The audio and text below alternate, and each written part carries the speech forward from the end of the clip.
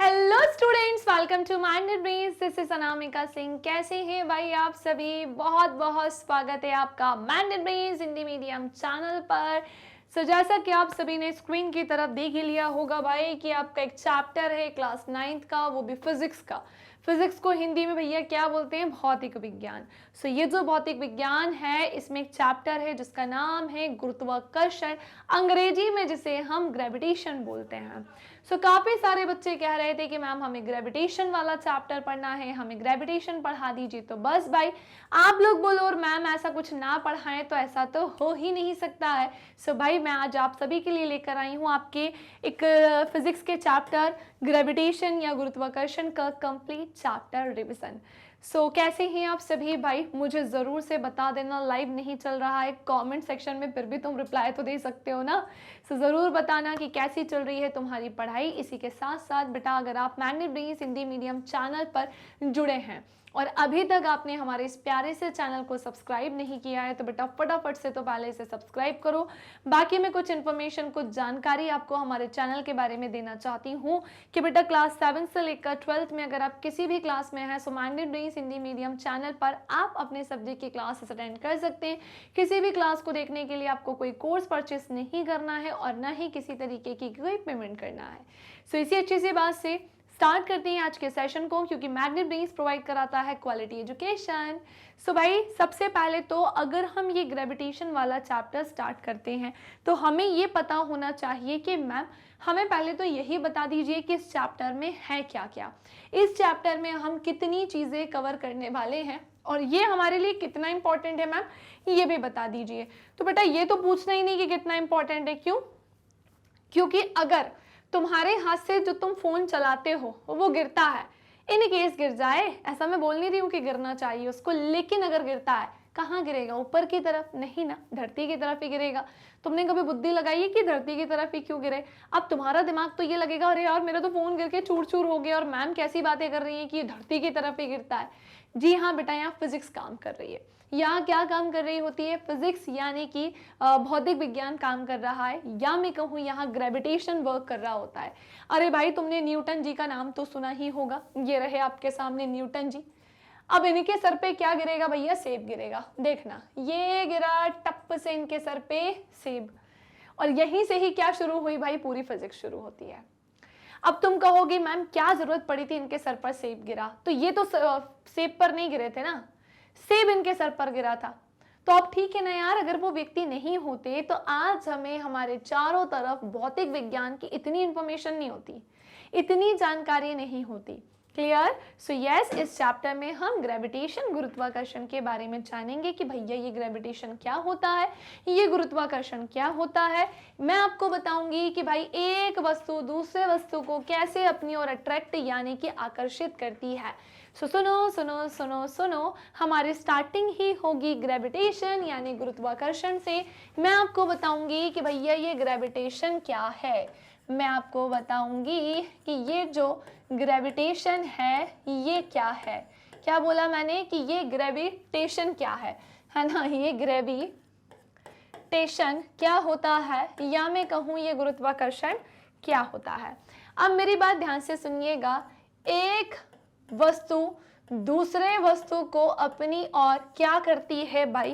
तो ये अपनी ओर उसे अट्रैक्ट यानी कि आकर्षित करती है, और ऐसा करने पर इन दोनों के बीच में कोई ना कोई डिस्टेंस यानी कि दूरी भी होती है। ऐसा करने पर इन दोनों वस्तुओं के बीच में कोई ना कोई डिस्टेंस यानी कि दूरी भी होती है। अच्छा एक बात बताओ, अगर न्यूटन जी के सर पर सेब गिरा तो हमने क्या देखा कि ठीक है भाई सेब तो गिरा है, लेकिन जब ये यहाँ से इनके सर पर गिरता है तो इसके बीच में कोई ना कोई डिस्टेंस यानी कि दूरी ही है। अच्छा आपने एक चीज सोची कि हर वस्तु नीचे ही क्यों गिर रही है, ये नीचे की वस्तु ऊपर क्यों नहीं आ रही? क्योंकि यहाँ पर एक बहुत ही इंपॉर्टेंट चीज मैटर करती है, और वो है भैया उस वस्तु का मास यानी उसका क्या? द्रव्यमान।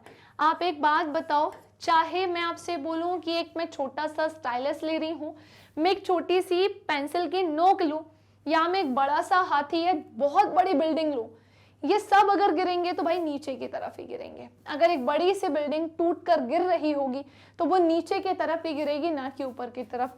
धरती को वो अपनी ओर अट्रैक्ट नहीं करेगी। जैसे ये स्टाइलस है, इसे छोड़ूंगी तो नीचे जाएगा, मैं छोड़ नहीं सकती, खराब हो जाएगा ये, पर इसे छोड़ेंगे तो नीचे की तरफ गिरेगा। क्या ये संभव है कि स्टाइलस धरती को अपनी ओर अट्रैक्ट कर ले? असंभव, हो ही नहीं सकता है, क्योंकि यहाँ पर ग्रेविटेशन कहाँ कैसे काम करता है, एक वस्तु दूसरे वस्तु को ही एक दूसरे की ओर क्या करती है, एक ऑब्जेक्ट दूसरे ऑब्जेक्ट को अपनी ओर अट्रैक्ट यानी कि आकर्षित करता है, और यही क्या होता है ग्रेविटेशन। पर यहाँ एक का मास दूसरे से कैसा होना चाहिए, ज्यादा। इसका मास पृथ्वी के मास से कई लाख करोड़ गुना कैसा है, कम है, तभी धरती इसे अपनी ओर अट्रैक्ट कर रही है।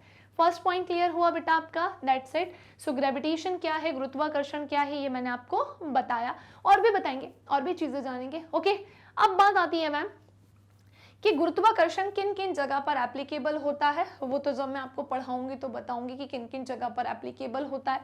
अब बात आती है कि गुरुत्वाकर्षण का सार्वत्रिक नियम क्या होता है। मैम ये गुरुत्वाकर्षण का सार्वत्रिक नियम क्या है, और भैया इसका महत्व क्या है, इसका महत्व क्या होता है, ये भी हम जानेंगे। ठीक है, अच्छा, हमने ये चीज नोटिस करी है कि जब एक वस्तु दूसरे वस्तु को अपनी ओर अट्रैक्ट यानी आकर्षित करती है, हमने ना दो चीजों के बारे में सुना है कि भैया एक होता है कैपिटल जी और एक होता है स्मॉल जी। मैम ये सार्वत्रिक नियम क्या होता है, मैम ये यूनिवर्सल ग्रेविटेशनल कांस्टेंट क्या होता है, मैम ये सार्वत्रिक गुरुत्वाकर्षण नियतांक क्या होता है, मैम ये स्मॉल जी क्या है, मैम इन दोनों की वैल्यू सेम ही होती है क्या? तो मैं कहूंगी नहीं, बिल्कुल भी नहीं। इनकी जो वैल्यू है वो बिल्कुल भी सेम नहीं होती है, इस भ्रम में बिल्कुल भी मत रहना। कैपिटल जी की वो जो वैल्यू होती है वो 6.67 multiply 10⁻⁻11 newton metre square upon में क्या होती है बेटा, kg स्क्वायर। और वही अगर मैं स्मॉल जी की बात कर रहा हूं तो वो 9.8 मीटर पर सेकेंड स्क्वायर होती है। कितनी होती है? सो ये 9.8 मीटर पर सेकेंड स्क्वायर होती है। पॉइंट क्लियर हुआ? सो ये जो है कहानी मैंने आपको बता दी है, और हम सबके बारे में जानेंगे कि मैम ये बताइए कि जो ये ग्रेविटेशनल फोर्स होता है, ये गुरुत्वाकर्षण बल क्या होता है। हम फॉर्मूले के साथ में हर एक चीज़ बेटा आपको प्रूफ कर करके पढ़ाऊंगी कि भैया कैपिटल जी कहाँ से निकल कर आया है। स्मॉल जी पर भी अभी डिस्कशन करेंगे क्योंकि नीचे तो वही पढ़ना है। ओके, पर यस दोनों में बहुत डिफरेंस होता है। इनमें से कोई एक चीज़ ऐसी है जो कांस्टेंट है यानी कि नियतांक है, और कोई एक चीज़ ऐसी है जो हर एक सेकेंड अपनी एक्सेलरेशन जो एक्सेलरेट करेगी यानी कि उसमें चेंजेस आएगा। हर एक सेकंड में ये इंक्रीज भी होगी और डिक्रीज भी हो सकती है। मैम इंक्रीज कब होगी, डिक्रीज कब होगी, तो वो तो मैं आपको अभी बताऊंगी। अरे भाई तुम्हें मेरी बात समझ में आ रही है कि नहीं आ रही है? अरे तुम्हें मेरी बातें समझ में आ रही है कि नहीं? मैं जो बोल रही हूँ यहाँ बैठा पा रहे हो कि नहीं? बेटा इतनी ईजी लैंग्वेज में पढ़ा रही हूँ, मुझे नहीं लगता कि तुम्हें डाउट होगा। बस तुम एंड तक देखते चलना, एंड तक देखते चलना, ये सब तुम्हारे यहाँ पर छप जाएगा। ओके, सो हमने गुरुत्वाकर्षण का मतलब हम पढ़ेंगे गुरुत्वाकर्षण का सार्वत्रिक नियम। मैं आपको एक एक चीज बताऊंगी कि कैसे ये नियम निकला है, कैसे ये कैपिटल जी आया है। फिर मैं आपको इसके इंपॉर्टेंस के बारे में भी बताऊंगी कि भैया इसकी क्या इंपॉर्टेंस है, इसका क्या महत्व है। फिर हम जानेंगे ये फ्री फॉल क्या होता है। मुक्त पतन बेटा मतलब समझते हो, इसे अंग्रेजी में हम फ्री फॉल कहते हैं। इसे क्या कहते हैं अंग्रेजी में? हम फ्री फॉल, मुक्त पतन कहते हैं। गुरुत्वीय त्वरण स्मॉल जी के मान का परिकलन हम करेंगे कि भैया स्मॉल जी क्या है। 9.8 मीटर पर सेकेंड स्क्वायर है, लेकिन मैं आपको इसका पूरा परिकलन करके बताऊंगी, है ना। जैसे हम कैपिटल जी में जानेंगे वैसे हम स्मॉल जी के फॉर्मूले के साथ इसे पढ़ेंगे। फोर्स यहाँ कैसे आया, मास मल्टीप्लाई एक्सेलरेशन कैसे आया, सब जानेंगे। ओके, अब पृथ्वी के गुरुत्वीय बल के प्रभाव में वस्तुओं की गति के बारे में जानेंगे। यहाँ पता है हमें एक चीज और पता चलेगा वस्तुओं की गति का, साथ ही साथ में आपको बताऊंगी कि जैसे ये कोई वस्तु है, अगर हम इसे ऊपर की तरफ फेंकते हैं तो ये भाई आसमान तक क्यों नहीं जाती है, ये अंतरिक्ष में काहे नहीं जा रही है। मैं इसे अगर बहुत स्पीड में फेंकती हूँ, मतलब बहुत फोर्स लगाकर भी फेंकूं, तो ये कितनी ऊंचाई तक जाएगी। तो मैम हमने इसे फेंका, ये ऊपर गई तो जी का मान क्या था, जी का मान क्या था। फिर मैम ये नीचे आई तो जी का मान क्या था। इसे हम छोड़ेंगे धरती की तरफ गिरेगी तो जी का मान क्या है। मैम जो हमारी अर्थ होती है, हम अर्थ के सरफेस यानी यहाँ रहते हैं, तो मैम ये बताइए कि अर्थ के सेंटर में जी का मान क्या होता है।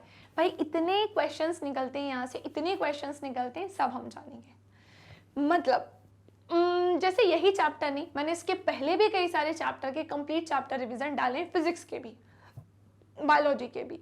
तो यदि बेटा वो आपने नहीं देखे हैं तो वो भी ज़रूर से ज़रूर देख लेना, आपको बहुत ज़्यादा फायदा मिलेगा उन चैप्टर से, बहुत कुछ बेटा सीखने को मिलेगा। तो अगर आप चाहते हो कि ये सारे चैप्टर्स आप पढ़ो, नॉलेज गेन करो, क्योंकि क्लास 10th में जब आप जाओगे तो हूबहू यही चैप्टर नहीं आएगा, लेकिन इससे कनेक्टेड दूसरा चैप्टर आएगा। समझ रहे हो? आप सोचो कि अगर मैं क्लास 9th में ग्रेविटेशन पढ़ लेता हूँ तो क्लास 10th में मेरा वो कवर हो जाएगा। अभी आप क्लास 9th पे हो तो टीचर्स, आपके पेरेंट्स, आपके दोस्त, आपके फ्रेंड्स सब बोलते होंगे ना, रिलेटिव्स, कि बेटा क्लास 9th एक बेसिक होता है, एक नींव होता है क्लास 10th का। आपको पता है क्यों बोलते हैं? क्योंकि लिटरली आपस में कनेक्टेड है। हाँ, सेम चैप्टर वहाँ नहीं पढ़ने, लेकिन वहाँ जैसे क्लास 9th में आप सेल पढ़ रहे हो, कोशिका पढ़ रहे हो, क्लास 10th में नहीं पढ़ना आपको, लेकिन भाई कोशिका से संबंधित शरीर के अंग तो पढ़ने हैं ना, जहां मैं बार बार चिल्ला चिल्ला के कहूंगी कि कोशिका में ऐसा था, वैसा था, ये था, वो था। अब तुम्हें वो तब समझ में आएगा जब तुम्हें क्लास 9 की कोशिका याद होगी, तभी तो मैं तुम्हें शरीर के अंग पढ़ा पाऊंगी। तो बेटा ये सब आपस में कैसे होते हैं? कनेक्टेड है। एक बात बताओ, तुम्हारा जो हार्ट है वो पंप करता है, रक्त के परिसंचरण में सहायता करता है कि नहीं करता है? हार्ट ने पंप करना बंद कर दिया तो रक्त का परिसंचरण नहीं हो पाएगा। तुम कहोगे मैम ये आपस में कनेक्टेड है, हर एक चीज कनेक्टेड है, तुम जिंदा ही उसी पर हो, वो बंद तो भैया सब बंद। ओके, तो यस, क्लास 9 एक बहुत ही बेसिक और बहुत इंपॉर्टेंट क्लास है, हवा में हल्के में नहीं लेना है, इसे हम सीरियस तरीके से पढ़ेंगे और क्लास 10th में फोड़ देंगे, आग लगा देंगे यार, है ना। क्लास 9th में भी पूरे में से पूरे नंबर आएंगे और क्लास 10th में तो आने ही हैं। अब इसी के साथ साथ भाई मैं आपको द्रव्यमान यानी कि मास के बारे में भी बताऊंगी कि ये मास क्या होता है ना। ये द्रव्यमान यानी कि मास क्या होता है, इसके बारे में भी मैं आपको बताऊंगी। हालांकि जो इसकी एसआई यूनिट होती है ना, वो क्या होती है भैया? केजी होती है। इसकी एसआई यूनिट क्या होती है? सो यस, ये होती है केजी। बात समझे? सो आई होप आपको ग्रेविटेशन, आपको फ्री फॉल, आपको मास अच्छे से समझ में आ गया होगा। चलिए अब ध्यान से सुने। अच्छा रुको रुको रुको रुको, ये वाला स्क्रीनशॉट लो जल्दी से ऐसे लो। अब यहाँ आते हैं, अब आते हैं वेट यानी भार की तरफ। फिर पता है मैं आपको क्या पढ़ाऊंगी? भार, है ना। फिर मैं आपको बताऊंगी कि भाई हमारा जो भार है वो पृथ्वी पर कितना होगा, चंद्रमा पर कितना होगा। हम इस पर डिस्कशन करेंगे कि किसी वस्तु का चंद्रमा पर भार क्या होता है। आने वाले टाइम में, भविष्य में भी ये चीजें आपको मिलेंगी। फिर हम जानेंगे कि भैया ये प्रणोद और दाब क्या है, इनका तरल में दाब क्या होता है वो जानेंगे। उत्प्लावकता क्या होती है, इस पर डिस्कशन करेंगे हम। पानी की सतह या सरफेस पर रखने पर वस्तुएं तैरती या डूबती क्यों है? पानी की जो सतह होती है, जो सरफेस होती है, तो पानी की सतह पर रखने पर जो वस्तुएं हैं वो तैरती भी हैं और भैया कुछ डूब जाती हैं। मैम कुछ तो तैरने लगती हैं पानी के सरफेस पर, लेकिन कुछ डूब जाती हैं, उसके पीछे कारण क्या है? और आर्किमिडीज का सिद्धांत हम पढ़ेंगे। बहुत ही प्यारा, बहुत ही इंटरेस्टिंग और मजेदार सा बेटा ये चैप्टर है, जहां आपका जो नॉलेज है ना भैया वो बड़ा तेजी से जाएगा। मतलब आपका नॉलेज यहाँ पर बहुत तेजी से बढ़ेगा, समझ रहे हो ना। चलो सो आई थिंक अब हमें स्टार्ट करना चाहिए और न्यूटन जी के बारे में भी जानेंगे, भाई क्या क्या किया इन्होंने, क्या क्या हमें बताया। पर सुनो सुनो सुनो, हम स्टार्ट कर रहे हैं यहाँ पर ग्रेविटेशन यानी कि गुरुत्वाकर्षण। ये सेब कुछ इस प्रकार से इनके सर पर गिरा था और बहुत सारी फिजिक्स का यहाँ पर जन्म हुआ था। सुनो, ये तो एक जस्ट मजाक वाली बात है, थैंक गॉड न्यूटन जी थे तो आज हमें इतना कुछ पता चला। देखो किसी भी सब्जेक्ट को इंटरेस्ट लेकर पढ़ोगे तो तुम्हें खुद जानने की इच्छा होगी, लेकिन तुम जबरदस्ती पढ़ोगे कि यार ये चैप्टर एग्जाम में आएगा, मुझे पढ़ना पड़ रहा है, अब मैं क्या करूं। अगर ऐसे करोगे ना तो फिर वो कहीं ना कहीं तुम्हारे ऊपर प्रेशर वाला पढ़ाई हो जाएगी, जो इतनी जल्दी दिमाग में नहीं जाती है। ठीक है, अब क्या होता है, हम सदैव देखते हैं कि जब किसी वस्तु को ऊंचाई से गिराया जाता है तो वह पृथ्वी की ओर ही गिरती है, अर्थात पृथ्वी सभी वस्तुओं को अपनी ओर आकर्षित करती है। पॉइंट। मैंने बोला ना, ये स्टाइलस अर्थ को अपनी ओर अट्रैक्ट नहीं कर सकता, अर्थ इसे अपनी ओर अट्रैक्ट करेगी।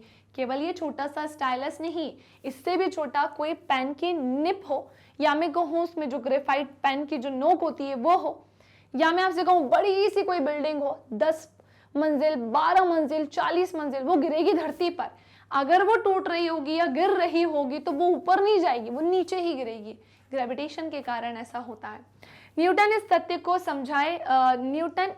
को समझ गए थे और उन्होंने कहा कि केवल पृथ्वी ही नहीं, संसार में उपस्थित हर एक वस्तु, प्रत्येक बोले तो हर एक वस्तु दूसरी वस्तु को अपनी ओर अट्रैक्ट यानी कि आकर्षित करती है। न्यूटन जी इस बात को समझ गए जब उनके सर पर क्या गिरा भैया, सेब गिरा।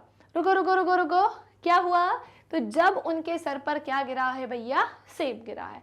तभी से हमें यहाँ पर इतनी सारी चीजों के बारे में न्यूटन जी ने बताया, इस सेब के बारे में बताया। चलो आगे बढ़ते हैं भाई अब हम, है ना। दो वस्तुओं के मध्य लगने वाले इस बल को ही हम गुरुत्वाकर्षण बल बोलते हैं। बिल्कुल सही। एक वस्तु और दूसरे वस्तु जब ये दोनों एक दूसरे को अपनी ओर आकर्षित करती हैं तो फिर इनके बीच में जो बल लगेगा वही क्या होगा भैया, ग्रेविटेशनल फोर्स यानी गुरुत्वाकर्षण बल होगा। इस अध्याय में हम गुरुत्वाकर्षण और गुरुत्वाकर्षण के सार्वत्रिक नियम के बारे में अध्ययन करेंगे तथा हम अध्ययन करेंगे कि किसी वस्तु का भार एक स्थान से दूसरे स्थान पर किस प्रकार परिवर्तित होता है, एक स्थान से दूसरे स्थान पर किस प्रकार से परिवर्तित होता है, यानी कि बेटा चेंज होता है। क्लियर? ब्रह्मांड में सभी पिंड एक दूसरे को अपनी ओर आकर्षित करते हैं।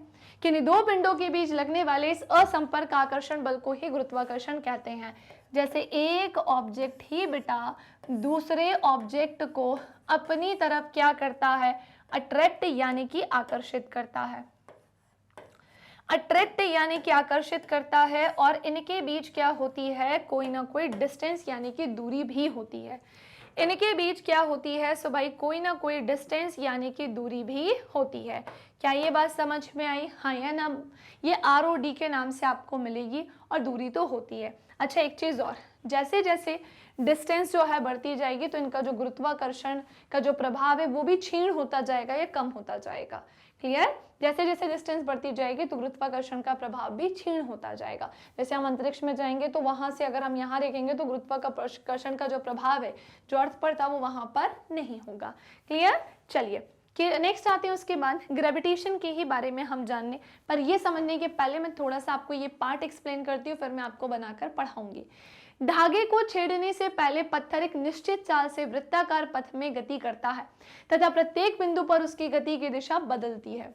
दिशा के परिवर्तन में वेग परिवर्तन या त्वरण सम्मिलित है, जिस बल के कारण यह त्वरण होता है तथा जो वस्तु को वृत्ताकार पथ में गतिशील रखता है वह जो बल होता है भैया वो केंद्र की ओर लगता है और इसी बल को हम अभिकेंद्रीय बल कहते हैं, है ना। तो अभी समझा रही हूँ क्या हो रहा है।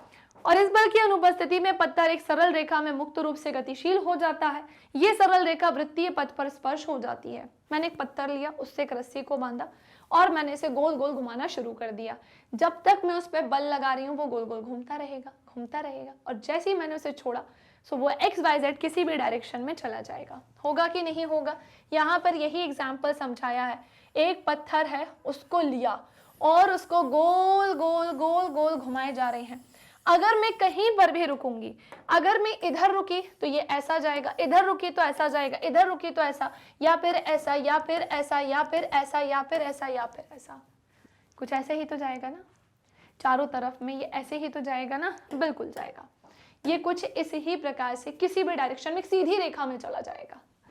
क्लियर? तो ये ग्रेविटेशन के कारण ही होता है। अब वृत्त पर स्पर्श रेखा क्या होती है आपकी NCERT में दी है भैया, ये आपकी NCERT में ये पॉइंट दिया है। तो सुनो, कोई सरल रेखा जो वृत्त में केवल एक ही बिंदु पर मिलती है, जो वृत्त में केवल एक ही बिंदु पर मिलती है उसी को ही हम वृत्त पर सरल रेखा या स्पर्श रेखा कहते हैं। सरल तो नहीं, इसे हम स्पर्श रेखा कहेंगे क्योंकि वो स्पर्श करती हुई निकल रही है। इस चित्र में सरल रेखा A, B और C वृत्त के बिंदु B पर है। ये बिंदु B पर स्पर्श रेखा होगी। क्लियर? अब आते हैं हम इसकी कहानी को और ज्यादा जानने, और ज्यादा इसके बारे में जानने यानी कि समझने। पृथ्वी के चारों ओर चंद्रमा की गति एक अभिकेंद्रीय बल के कारण होती है। वेरी IMP ये वाला जो सेक्शन है ना बेटा, कि पृथ्वी के चारों ओर चंद्रमा की जो गति है ना, ये MCQ में पूछा जा सकता है। ये अभिकेंद्रीय बल के कारण होती है।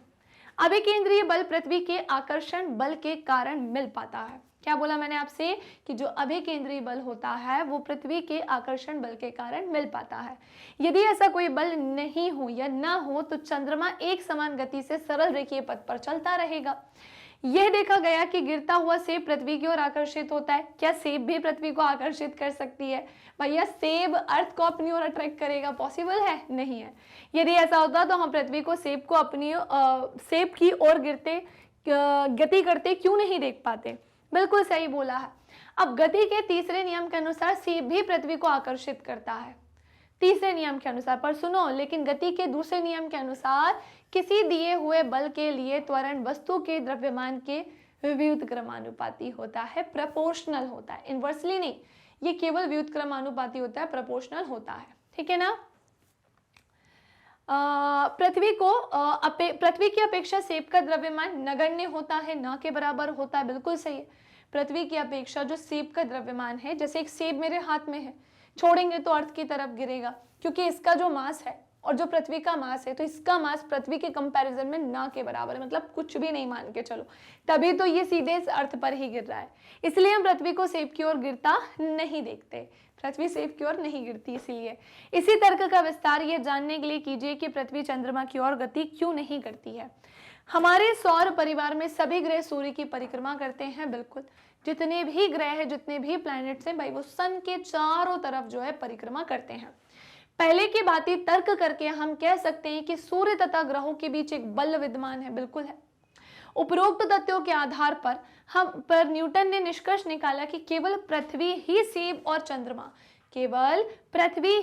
और चंद्रमा को आकर्षित नहीं करती है, बल्कि विश्व के सभी पिंड एक दूसरे को क्या करते हैं? अट्रैक्ट, यानी कि आकर्षित।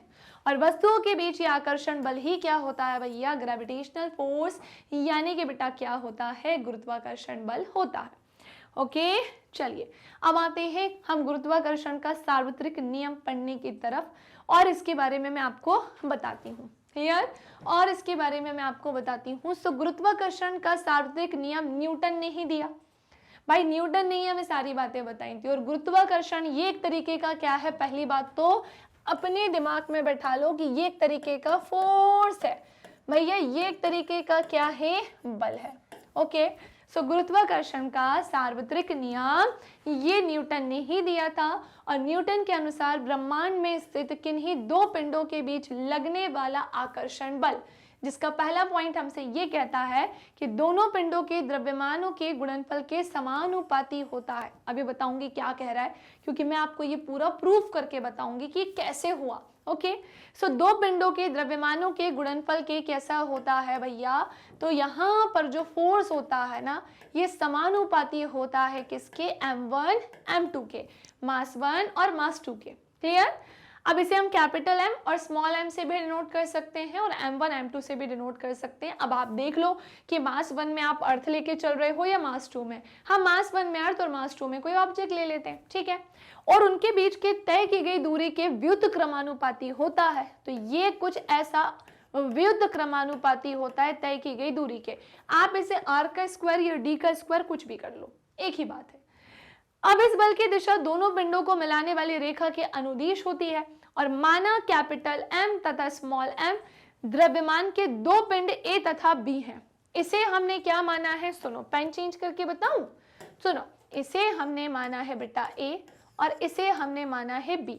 m1 m2 बोल दो या कैपिटल M स्मॉल m बोल दो, ठीक है, जो एक दूसरे से d दूरी पर स्थित है। चलो इसे d का स्क्वायर कर लेते हैं, एक ही बात है। तथा इनके बीच लगने वाला बल है तो गुरुत्वाकर्षण के सार्वत्रिक नियम के अनुसार अब क्या होगा? पहले तो इसका एसेस लो, फिर मैं बताती हूँ अब क्या होगा, फिर मैं बताती हूँ कि अब क्या होगा। ये नियम सार्वत्रिक इस प्रकार से है कि ये सभी वस्तुओं पर लागू होता है, चाहे वे वस्तुएं बड़ी हो या फिर छोटी हो, चाहे ये खगोलीय हो या फिर पार्थिव हो, जो पृथ्वी से संबंधित हो। समझ रहे हो? जो फिर कैसी हो भैया? पृथ्वी से संबद्ध हो या पृथ्वी से संबंधित हो। क्या ये बात समझ में आई? चलो अब मैं आपको ये पूरा प्रूफ करके बताती हूँ, पूरा लिख कर एक्सप्लेन करती हूँ। तो सुनो, ये व्युत्क्रम वर्ग लिखा है, जो मैं आपको अभी नहीं बताऊंगी, पर पहले मैं आपको पूरी थ्योरी एक्सप्लेन करूंगी कि क्या होता है। देखो होता क्या है, हमने देखा कि m1 द्रव्यमान की एक जो वस्तु थी, वो m2 द्रव्यमान की एक वस्तु को अपनी ओर क्या करती है भैया? अट्रैक्ट, यानी कि आकर्षित करती है। और इनके बीच में क्या होती है? कोई ना कोई डिस्टेंस यानी कि दूरी भी होती है। है ना, डी स्क्वायर नहीं, मैं डी ही लेके चलती हूँ ताकि आप कंफ्यूज ना हो। अब क्या होता है, हमने देखा है कि जो फोर्स होता है वो प्रोपोर्शनल होता है, समानुपाती है। अभी हमने देखा था किसके, m1 है ना, या फिर capital M multiply small m, और बेटा ये हमारी क्या होगी, इक्वेशन फर्स्ट होगी, समीकरण पहला हो गया। फिर हमने देखा था कि ये इनके द्वारा तय की गई दूरी के वर्ग के क्या होता है, व्युत्क्रमानुपाती होता है। तो ये हमने ऐसा भी देख लिया, समझे कि नहीं समझे। अब हम क्या करते हैं, फर्स्ट और सेकंड को साथ में लेकर चलते हैं। अब हम फर्स्ट और सेकंड को साथ में लेकर चलेंगे तो फोर्स प्रोपोर्शनल हो जाएगा। m1 m2 छोड़ो, हम कैपिटल M और स्मॉल m लेके चलते हैं, और अपॉन में क्या हो जाएगा भैया, ये d का स्क्वायर हो जाएगा। मैम अब क्या करना है, तो सुनो, अगर हम इस प्रोपोर्शनल को हटाना चाहते हैं तो हम इसे कांस्टेंट चीज से मल्टीप्लाई करना होगा। तो हमने कैपिटल G से करा, capital M small m upon में क्या आएगा भैया, d स्क्वायर। ये कैपिटल G क्या है, सो इसी को हम बोलते हैं सार्वत्रिक, क्या है बेटा, सो यही है सार्वत्रिक गुरुत्वाकर्षण नियतांक। क्या है, सार्वत्रिक गुरुत्वाकर्षण नियतांक, बेटा हम इसी को कहेंगे। यही क्या है, सार्वत्रिक गुरुत्वाकर्षण नियतांक है। क्या मेरी बात समझ में आई। एक चीज और, ये जो कैपिटल G है, अब हम क्या करेंगे भैया, तो हमने ये किया कि कैपिटल G का जो फॉर्मूला होता है, कैपिटल G की वैल्यू होती है, फॉर्मूला नहीं, इसकी वैल्यू क्या होती है, सो ध्यान से सुनिएगा, 6.67 multiply 10 to the power -11 newton metre square upon में क्या आएगा भैया, kg स्क्वायर। अपॉन में क्या आ जाएगा बेटा, kg स्क्वायर आएगा। क्या ये बात समझ में आई, हाँ या ना। तो मेरे हिसाब से अगर ये बात समझ में आ चुकी है तो फिर ये भी मैं आपको बता दूं कि एक साइंटिस्ट थे जिनका नाम था हेनरी कैवेंडिश, उन्होंने इसके बारे में बताया था। चलो भाई, अब जल्दी से इसका स्क्रीनशॉट ले लो, फिर मैं आपको आगे की कहानी और कैसे फोर्स या कैपिटल G निकला है ये भी एक्सप्लेन कर देती हूँ। स्क्रीनशॉट ले लिया होगा, चलो अब जल्दी से इसका भी एसएस ले लो, फिर हम बाकी की कहानी को देखते हैं। ओके चलिए भाई, तो आप सभी ने स्क्रीनशॉट ले ही लिया होगा। तो ऊपर वाला सेक्शन तो मैं आपको बता चुकी हूँ, अब नीचे वाले सेक्शन पर हम आते हैं। तो हमने क्या जाना कि यह नियम सार्वत्रिक इस अभिप्राय से है कि ये सभी वस्तुओं पर लागू होता है, सारी वस्तुओं पर, चाहे ये वस्तुएं बड़ी हो या फिर कैसी हो, छोटी, चाहे भैया ये खगोलीय हो या फिर कैसी हो बेटा, पार्थिव हो। अब यहीं पर हम व्युत्क्रम वर्ग के बारे में भी जानेंगे कि ये व्युत्क्रम वर्ग हमसे क्या कहता है। सो एफ डी के वर्ग के व्युत्क्रमानुपाती होता है। इसका मतलब क्या होता है, तो सुनो, जो फोर्स होता है भैया वो व्युत्क्रमानुपाती होता है। किसके व्युत्क्रमानुपाती होता है, सो हमने क्या देखा है कि डी के वर्ग के होता है। इसका मतलब पता है क्या होता है, तो इसका मतलब ये होता है कि अगर डी जो है बढ़ेगा तो फोर्स कैसा लगेगा भैया, कम, और अगर डी घटेगा तो फिर फोर्स कैसा लगेगा भैया, ज्यादा लगेगा। क्या ये बात समझ में आई, यस और नो, हाँ या ना। तो हमने क्या जाना कि जो फोर्स होता है वो इनवर्सली प्रोपोर्शनल है, व्युत्क्रमानुपाती होता है, किसके, तय की गई दूरी के वर्ग के। क्लियर। सो एफ डी के वर्ग के व्युत्क्रमानुपाती है। इस कथन का अर्थ है कि यदि डी को 6 गुना कर दिया जाए, डी को कितना गुना कर दिया जाए भाई, डी को कितना कर दिया जाए, यदि इसे भाई 6 गुना कर दिया जाए तो एफ का मान 36वां भाग रह जाएगा। कितना रह जाएगा, तो एफ का जो मान है भैया वो 36वां भाग रह जाएगा। That's it. बाकी तो आपने देखा ही है कि कैसे यहाँ से निकलकर हमने कैपिटल जी के बारे में जाना। कैपिटल जी क्या होता है, यूनिवर्सल ग्रेविटेशनल कांस्टेंट होता है, सार्वत्रिक गुरुत्वाकर्षण नियतांक होता है, जहां पर कैपिटल जी का मान परिवर्तित बेटा नहीं होता है। ये कैसा होता है, कांस्टेंट रहता है, इसकी मान में परिवर्तन या चेंजेस नहीं होते हैं। चलिए ध्यान से सुनिएगा, गुरुत्वाकर्षण के सार्वत्रिक नियम का महत्व या इंपॉर्टेंस मैं आपको बताने जा रही हूँ। सो गुरुत्वाकर्षण का सार्वत्रिक नियम अनेक ऐसी परिघटनाओं की सफलतापूर्वक व्याख्या करता है जो असंबद्ध मानी जाती है। कैसी मानी जाती है, असंबद्ध मानी जाती है। जैसे ये पृथ्वी से बांधे रखने वाला बल है, ये हमें पृथ्वी से बांधे रखने वाला बल होता है, बल्ब नहीं बल। इसी के साथ साथ पृथ्वी के चारों ओर चंद्रमा की गति भी इसी का आएगा, सूर्य के चारों ओर ग्रहों की गति भी इसी में आएगी, और चंद्रमा और सूर्य के कारण ज्वार भाटा भी इसी में आएगा। ये सारी चीजें गुरुत्वाकर्षण के कारण ही होती है, ग्रेविटेशन के कारण ही होती है। ओके, चलिए अब आते हैं हम acceleration due to gravity. Ma'am हमें एक बात तो समझ में आ गई कि कैपिटल जी क्या होता है, लेकिन क्या आप हमें बता सकते हैं कि ये स्मॉल जी क्या होता है, ये दोनों में डिफरेंस क्या है? तो भाई देखो, अंतर तो है, कैपिटल जी में और स्मॉल जी में एक्चुअल में डिफरेंस होता है। क्या होता है? तो जब कोई वस्तु पृथ्वी की ओर मुक्त रूप से गिरती है, जैसे मैंने इस स्टाइलस को लिया और इसे छोड़ा, तो ये पृथ्वी की तरफ ही गिरेगा, हाँ या ना, यस और नो, बिल्कुल गिरेगा। तो जब कोई वस्तु पृथ्वी की ओर मुक्त रूप से गिरती है तो पृथ्वी के गुरुत्व बल के कारण उसके गिरने का जो वेग होता है भैया, वो क्या होता है? बढ़ता जाता है। उसका वेग क्या होगा? बढ़ता जाता है, अर्थात उसकी गति में त्वरण यानी एक्सेलरेशन उत्पन्न हो जाता है। क्या होता है? अर्थात उसकी गति में त्वरण उत्पन्न हो जाता है। इसी के साथ साथ मुक्त रूप से पृथ्वी की ओर गिरती हुई किसी वस्तु की गति में गुरुत्व बल के कारण जो त्वरण उत्पन्न होता है, उसी को हम क्या बोलते हैं? गुरुत्वीय त्वरण कहते हैं। क्या कहते हैं? गुरुत्वीय त्वरण कहते हैं। इसे हम जी से निरूपित करते हैं और इसका ऐसा ही मात्रक मीटर पर सेकंड स्क्वायर होता है। क्या होता है? देखो, पहली बात तो अगर हम इस ऑब्जेक्ट को छोड़ेंगे तो ये सीधे पृथ्वी पर लगे गिरेगा। तो यहाँ पर जो ग्रेविटी यानी कि गुरुत्व काम कर रहा है, किसके कारण कर रहा है? एक्सेलरेशन, त्वरण के कारण गुरुत्व यहाँ पर काम कर रहा है। तो जैसे ही हम इसे छोड़ेंगे ये अर्थ यानी कि पृथ्वी की तरफ गिरता है। सो एक बात बताओ कि किसी भी वस्तु को छोड़ने पर अगर वो पृथ्वी की तरफ गिरेगी तो यहाँ पर एक्सेलरेशन काम कर रहा है, एक्सेलरेशन ड्यू टू ग्रेविटी यानी गुरुत्वीय त्वरण काम कर रहा है। अब एक्सेलरेशन की एसआई यूनिट क्या होती है? मीटर पर सेकंड स्क्वायर। गुरुत्व की क्या होती है? तो भाई ये भी क्या होगी? मीटर पर सेकंड स्क्वायर ही होगी। क्या ये बात समझ में आई? और इसे हम स्मॉल जी से ही डिनोट करेंगे, इस बात का भी ध्यान रखिएगा। एक चीज और कि हर एक सेकंड में ये अपनी स्पीड को पता है चेंज भी करता है। क्या करेगा? हर एक सेकंड में अपनी स्पीड चेंज करेगा। मैं आपको पूरी कहानी यहाँ पर एक्सप्लेन करती हूँ। सो मानव पृथ्वी का जो द्रव्यमान है भैया वो कितना है? कैपिटल एम है। पृथ्वी का द्रव्यमान क्या है? कैपिटल एम है। और स्मॉल एम द्रव्यमान की वस्तु पृथ्वी की ओर मुक्त रूप से गिर रही है। तो पृथ्वी और वस्तु के केंद्र के मध्य दूरी कैसी है भाई? कैपिटल आर है। तो हमें बताना है गुरुत्वाकर्षण के नियम के द्वारा या इसके अनुसार क्या होगा। तो सुनो, देखो होता क्या है कि हमने क्या देखा था कि जो फोर्स होता है, अभी हमारा फॉर्मूला क्या निकल कर आया था? अभी हमने फॉर्मूला निकाला था ना, क्या निकाला था हमने फॉर्मूला का? तो हमने ये देखा था कि कैपिटल जी बराबर था एम और ये capital M small M. Capital M बोले तो पृथ्वी का द्रव्यमान होगा और स्मॉल एम बोले तो क्या हो जाएगा? उस वस्तु का द्रव्यमान होगा। अपॉन में क्या आएगा? तो भैया ये एफ था और ये क्या होगा? D square. यही होगा ना, यस और नो? अच्छा उल्टा लिख दिया, ये होगा भैया एफ डी स्क्वायर। अपॉन में क्या होगा? Capital M small M. इसकी यूनिट क्या बताई थी मैंने आपको? Newton metre square. अपॉन में क्या था भाई? Kg square.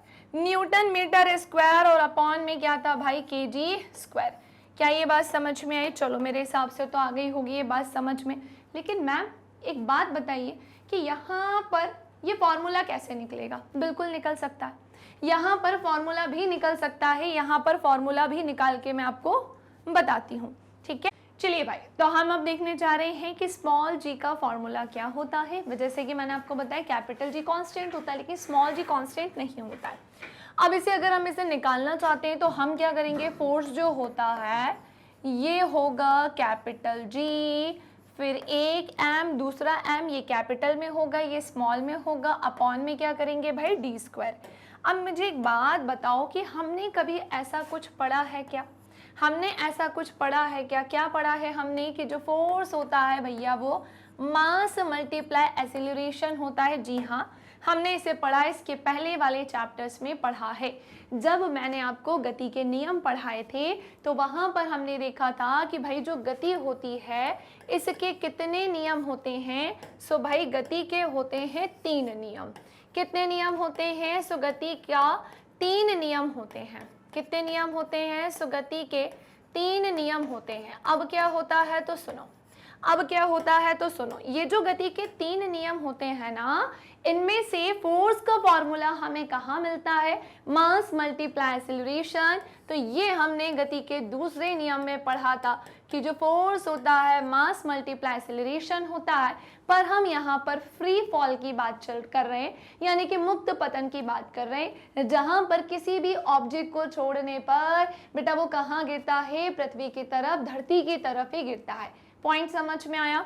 अब भाई जब ये धरती की तरफ गिरेगा तो तुम्हें भी पता है कि यहाँ क्या काम करेगी? ग्रेविटी काम करेगी, स्मॉल जी काम करेगा। तो अब मैं इसका फॉर्मूला यहाँ पर क्या लिख सकती हूँ भैया? मैं लिख सकती हूँ यहाँ एम जी, और ये कैपिटल जी, ये कैपिटल एम, ये एम अपॉन में डी स्क्वायर। अब हम इस m को इस m से कट कर सकते हैं, तो small g is equals to capital G, और ये एक m और ये अपॉन में क्या होगा? d स्क्वायर होगा। ये होगा किसका फॉर्मूला? स्मॉल g का फॉर्मूला होगा, जिसमें जिसमें जिसमें भैया ये जो स्मॉल g है ना, इसका मान क्या होगा? 9.8 मीटर पर सेकेंड स्क्वायर। क्या होगा भैया इसका मान? 9.8 मीटर पर सेकेंड स्क्वायर होगा। ये कभी भी, ये हर एक सेकंड में अपनी स्पीड को क्या करता है? चेंज करता है। मतलब ये बढ़ता भी है, घटता भी है। अब प्रश्न ये उठता है कि मैम ये जो स्मॉल जी है, ये बढ़ेगा बढ़ेगा कब और घटेगा कब? जैसे कि अगर मैं अर्थ के सरफेस पर खड़ी हूँ, तो अगर मैं इसे ऊपर उछालूंगी तो जी का मान क्या होगा? अगर मैं इसे छोड़ दूंगी तो जी का मान क्या होगा? धरती के केंद्र में जाने पर जी का मान क्या होगा? गहराई में जाने पर जी का मान क्या होगा? काफी सारी चीजें यहाँ से उठती हैं, पर सबसे पहले तो ये कॉन्सेप्ट समझ में आ गया होगा। अब आगे आते हैं। अतः स्पष्ट है कि गुरुत्वीय त्वरण गिरती हुई वस्तु के, इसकी थ्योरी सुनिएगा ध्यान से। अतः स्पष्ट है कि गुरुत्वीय त्वरण गिरती हुई वस्तु के द्रव्यमान यानी कि m पर निर्भर नहीं करता है। ये केवल पृथ्वी के द्रव्यमान यानी कैपिटल M पर निर्भर करता है। क्यों? क्योंकि अर्थ इस वस्तु के पास नहीं आएगी। ये वस्तु अर्थ को अपनी ओर अट्रैक्ट नहीं करेगी, बल्कि क्या होता है?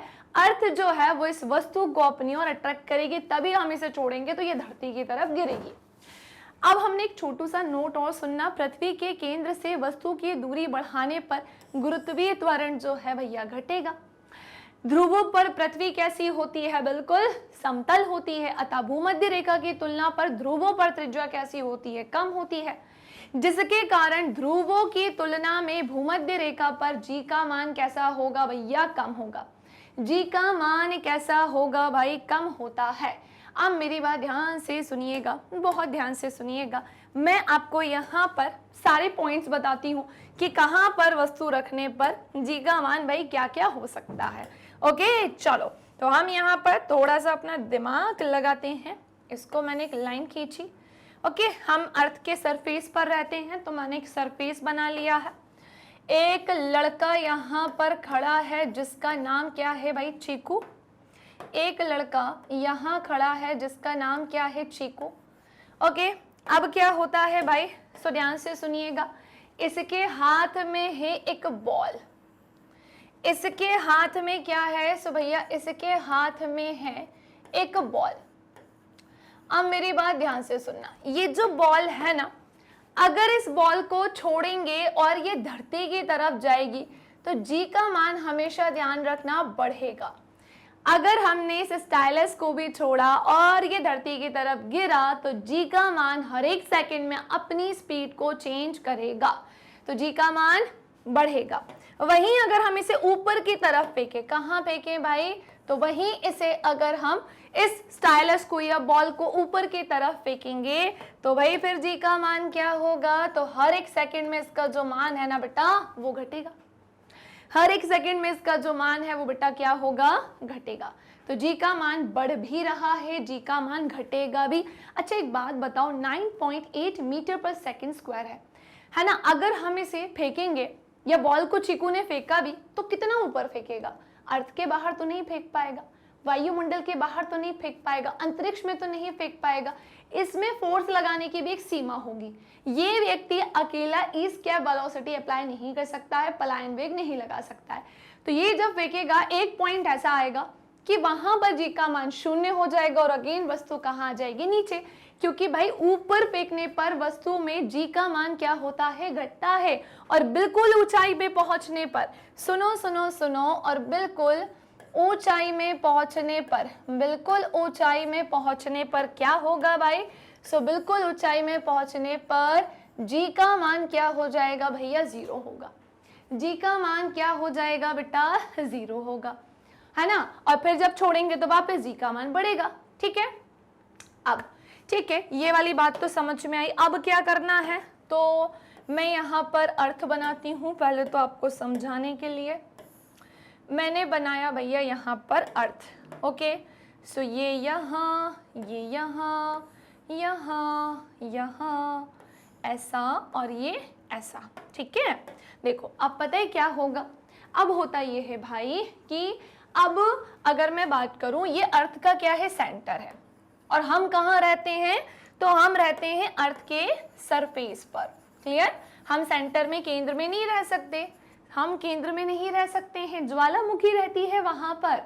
अब पता है क्या होता है, अगर हम इसकी गहराई की बात करें, अगर हम इसकी क्या बात करें भाई, गहराई की अगर मैं बात करूं, सो अर्थ की जो गहराई होती है ना भाई, अर्थ की जो गहराई होती है ना, उसमें जी का मान क्या होता है भैया, घटता है। अर्थ की गहराई में जी का मान घटेगा और बिल्कुल सेंटर में आकर, सुनना मेरी बात ध्यान से, बिल्कुल सेंटर में आकर जी का मान क्या हो जाएगा, 0 यानी कि 0। सो मैंने एक चीकू जैसे लड़के को लिया है और मैंने हर कंडीशन सारी तरीके से आपको बता दिया कि भाई ये चीकू क्या क्या कर सकता है। मैंने आपको हर एक कंडीशन से बता दिया है कि भाई ये चीकू क्या क्या कर सकता है। तो हमने देखा कि चीकू के हाथ में क्या था भाई, तो चीकू के हाथ में बॉल थी, ऊपर की तरफ फेंकेंगे तो क्या होगा, नीचे की तरफ फेंकेंगे तो क्या होगा, गहराई में क्या होगा, और फिर शून्य में, गहराई में क्या, बिल्कुल सेंटर में जाके, केंद्र में जाकर क्या होगा। सो दैट्स इट। मेरे ख्याल से आपको सारे पॉइंट्स भाई अच्छे से समझ में आ गए होंगे। लाइक शेयर भी करते चलना है ना। सेशन कैसा लग रहा है, सारे डाउट्स क्लियर होते चल रहे हैं, सो भाई लाइक शेयर ज़रूर से ज़रूर करते चलिएगा और प्यारे प्यारे से कमेंट्स भी करके बताइएगा कि आज का ये प्यारा सा सेशन आप सभी को कैसा लगा। चलिए अब आते हैं थोड़ा सा और आगे, गुरुत्वीय त्वरण जी के मान की गणना कैसे करते हैं। भाई देखो वो तो मैंने अभी तुम्हें करके बता दी है गणना, वो तो मैंने तुम्हें अभी गणना करके यहाँ पर बताई थी, है ना। अच्छा वो हमने वहीं कर ली थी क्या, चलो कोई बात नहीं। अभी हमने यहाँ गणना की थी जहाँ हमने देखा था कि स्मॉल जी का जो फॉर्मूला होता है वो क्या से निकल कर आता है, जो है हमने जान लिया कि भाई ये स्मॉल जी का फॉर्मूला जो है वो कैसे, कैपिटल जी फिर ये कैपिटल एम अपॉन में आर स्क्वायर निकल के आया। हमने इस पूरे कॉन्सेप्ट, पूरी कहानी को अच्छे से जान लिया। सो गुरुत्वीय त्वरण जी के मान को परिकलित करने के लिए कैपिटल जी, कैपिटल एम तथा कैपिटल आर का मान निम्न सूत्रों में रखने पर, अर्थात G इज इक्वल्स टू फिर हमें GM अपॉन में आर स्क्वायर प्राप्त होगा। ओके अब क्या होता है भाई, मुक्त पतन के लिए गति के समीकरण, वेरी वेरी वेरी IMP। यहाँ पर गति के समीकरण भी तो IMP है ना। गति के कितने समीकरण होते हैं, 3 समीकरण होते हैं। एक समान त्वरित गति के लिए गति के 3 समीकरणों को हम पहले ही व्युत्पन्न कर चुके हैं। जब किसी वस्तु का मुक्त पतन होता है तो इसमें भी एक समान त्वरण या गुरुत्वीय त्वरण नीचे की ओर काम करता है। अतः गति के तीनों समीकरण को मुक्त पतन हो रही वस्तु के समीकरण में निम्न रूप में प्रयुक्त करते हैं।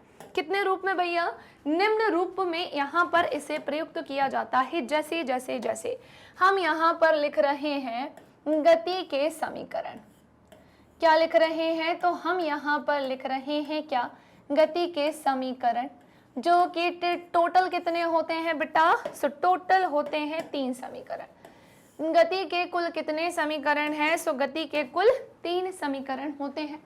और ये मैं आपको मुक्त पतन के साथ समीकरण बताऊंगी, फ्री फॉल के साथ हम यहाँ पर समीकरण देखेंगे।